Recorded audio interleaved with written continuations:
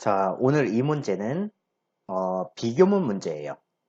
일단은 비교문 문제인 거를 알 수 있는 이유는 지금 B라고 하는 단어가 보이면 일단 비교문이 나왔다라고 생각을 해주시면 좋습니다. 이게 바로 비교문의 마스코트 역할을 하는 단어라고 보시면 되는데, 자, 일단은 이 비교문 들어가기에 앞서서 여러분들이 비교문의 기본 공식을 조금 알고 가시고 가는 게 좋을 것 같아요. 심층적으로 다뤄드리자면은 여러 가지의 비교문이 있을 수도 있기는 한데, 일단은 기본 구조는 이렇게 간다라고 보시면 될 것 같아요. A가 그리고 이렇게 B보다 다음 수러한다 이렇게 알고 계시면 될 것 같아요. 단어를 한 번씩 넣어볼게요. 아주 쉽게. 그는 비워 나보다 라고 하면은 나이가 많다. 이런 식으로 사용되는 게 이제 비교문입니다. 자, 근데 보통 보면은 비교문이 일단 워라고 하는 단어를 사실 타 대신에 앞으로 넣고 타를 뒤로 뺀다고 해서 틀리는 문장은 아닌 거잖아요. 나는 그보다 나이가 많다. 이렇게 갈 수도 있는 거고요. 밑에 해석이 달려 있지 않은 이상은 그가 앞으로 가도 되고 내가 앞으로 가도 되고 맘대로 배치를 하셔도 상관이 없죠. 자, 그런데 HSK에서는 그 답이 두 개가 되는 것을 방지를 하기 위해서 어떤 식으로 일단 출제를 하냐면, 일단은 나의 나이라고 했을 때 어떻게 할까요? 我的 나의 年纪라고 하면은 나이가 되는 거죠. 我的年纪 그럼 나의 나이가 되고요. 다음에 그의 나이라고 할 때는 他的年纪라고 하면은 그의 나이가 되겠죠. 자, 그럼 이런 식의 표현도 가능해요. 我的年纪比他的年纪大. 자, 그런데 보통 보면은 한 문장 내에서 앞에서 언급한 사실은 사실상 뒤에서 딱히 굳이 두 번 얘기할 필요는 없거든요. 그러면은 앞에서 언급했는데 뒤에서도 언급된 단어들이 있어요. 드어와 니엔지라고 하는 단어. 자, 그러면 이제 앞에서 언급한 걸 뒤에서 생략을 한번 해볼게요. 이런 식의 형태가 되는 거죠.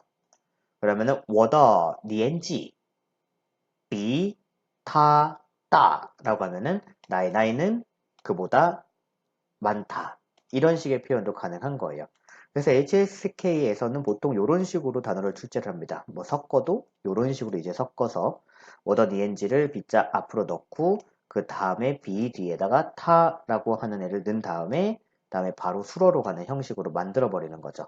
정답이 두 개가 되는 것을 방지하기 위해서 그렇습니다. 자, 그러면 보통 그냥 약간 쉽게 말씀드리자면은 이 A에 해당하는 단어를 비교적 길게 잡아준다라고 보시면 되고요. 다음에 이 B에 해당했던 단어는 비교적 짧게 잡아주신다라고 보시면 될 것 같아요. 자, 그리고 여러분들 이제 조금만 물결을 지우고 만약에 비교 문제가 더 어렵게 나올 때는요. 이건 기본형이고요. 뒤쪽으로 어떠한 단어들이 이어지게 되는데 나이 같은 경우에는 사실상 구체적인 수치로 비교가 가능해요. 일단은 조금만 다시 쉽게 갈게요. A에다가 타를 넣고, 다음에 B에다가 워를 넣고 시작을 할게요. 자, 그러면은 그는 저보다 나이가 많다. 그런데 만약에 10살 정도가 많은 거예요. 그럴 때는 구체적인 수치를 문장 끝에다가 그냥 넣으시면 되는 겁니다.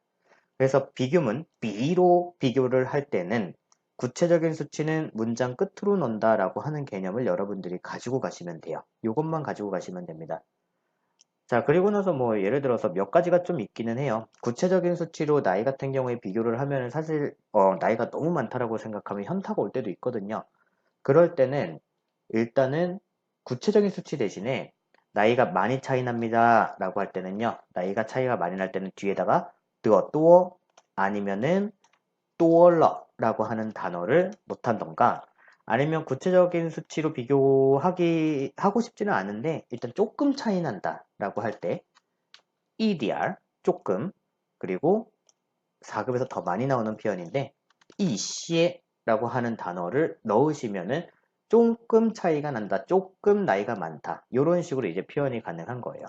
그래서 사실상 이런 뒤에 나오는 단어들의 디테일한 단어의 쓰임이 중요한 게 아니고 어순 배열하기 위해서는 제가 지정하고 있는 요 단어들이 항상 비교문에서 문장 끝으로 놓일 수 있다라고 하는 사실만 알고 가시면 되는 거예요.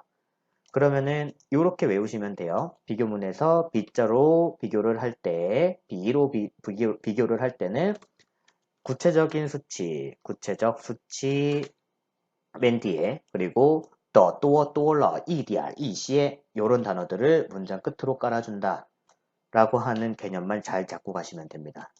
그리고 다시 아까 들었던 설명으로 돌아와서 B라고 하는 애를 기준으로 해서 양옆으로 들어가는 것들은 앞에 있는 단어를 상대적으로 길게 잡아준다 라고 하는 사실을 가지고 가시면 돼요.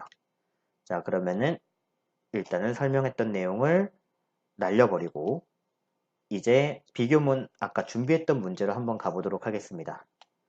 자, 일단은 첫 번째 단어 보시면은 팡, 한지야 라고 하면 겨울방학을 하다라는 뜻을 가지고 있는데 느어자로 끊겨 있기 때문에 겨울방학을 하는 이라고 해석이 되면서 덧자 뒤로는 뭐가 들어갈 수 있습니까? 바로 명사가 들어갈 수 있습니다.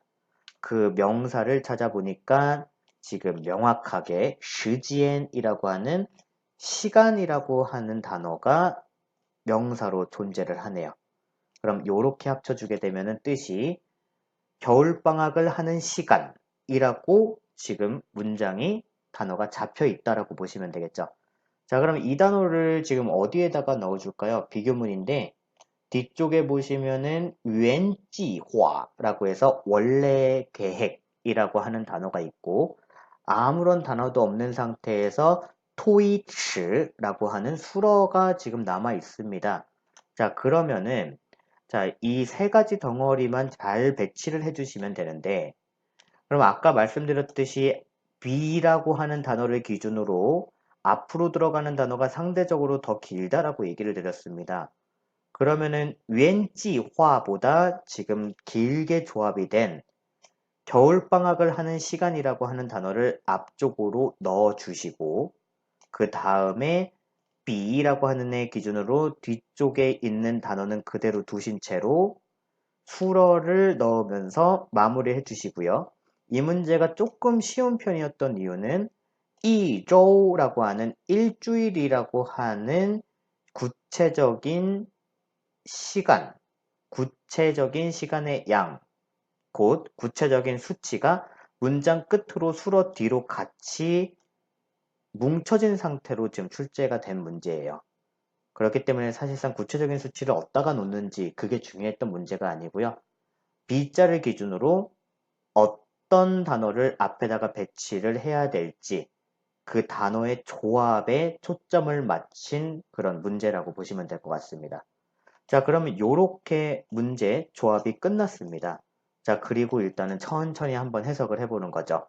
팡, 방학을 하다라고 할 때 하다. 다음에 한지야. 이거는 이제 겨울방학.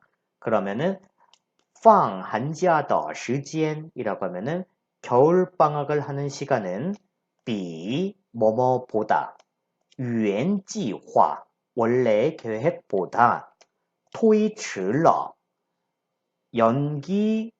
연기됐습니다. 얼마나 연기됐습니까? 2周라고 해서 일주일이 연기가 되었습니다. 라고 하는 표현이 완성이 됐습니다. 다시 한번 해석해 드릴게요.